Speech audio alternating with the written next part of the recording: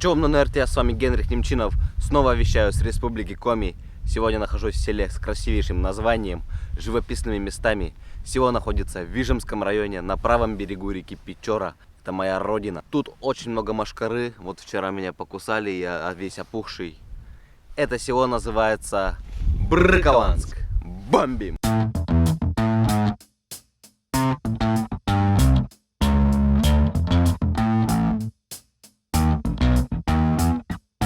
Край далекий, край суровый, я тебя люблю. По ступенькам, по сосновым я войду в избу. Пусть хозяин постепенный ставит самовар. В разговоре незаметно вспомнив. Брыкованск основан в 1777 году Даниилом Терентьевым. В начале 20 века в Брыкованске жили более 1000 человек. Сейчас численность населения сократилась примерно до 600. В Брыкованске 6 улиц. Административная, молодежная, набережная, ручейная, школьный переулок и улица Шорсайская. А вы на какой улице живете?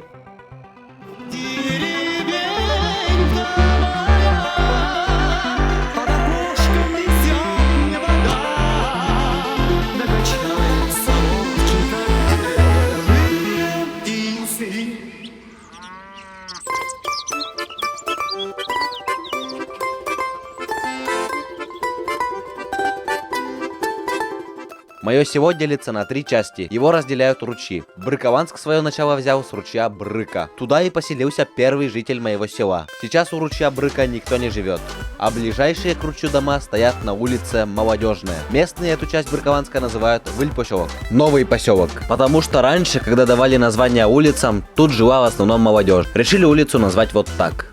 Улица Молодежная заканчивается ручьем, который называется Рышко-Шор. Шор на каком языке – это ручей. Рышко назвали в честь лошади, которая утонула рядом с этим местом.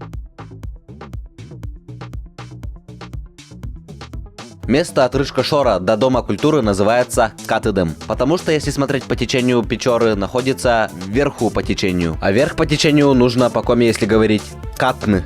Ну, то есть грести, работать. Вот и Катыд. От Дома культуры до местного магазина Витязь, центр села Брыкованск.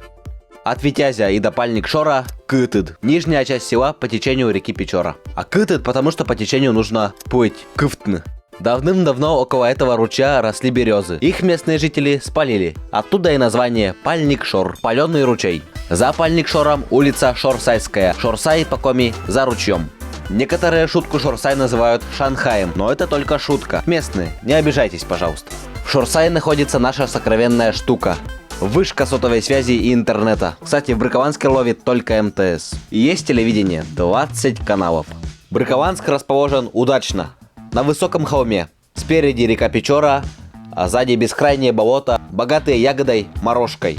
Вижемский край весь славится лошадьми. Наше село не исключение. В Брыкованске до сих пор много лошадей. Вот только добраться до Брыкованска сложновато. Как сказал местный житель, ездим трахай. Тише, тише, не Рышмованский тут. Ездим, трясемся. Летом местные добираются на лодке по Печоре, в распутицу на вертолете, зимой по зимнику на машине. Вообще, к чему весь этот монолог? Так дело в том, что только сегодня и только сейчас, 6 августа 2022 года, моему селу Брыкованск исполняется 245 лет. Всех причастных к Брыкованску хочу поздравить с таким знаменательным событием. А вы, дорогие зрители, можете поздравить моих односельчан в комментариях. О, как же много мошкары-то.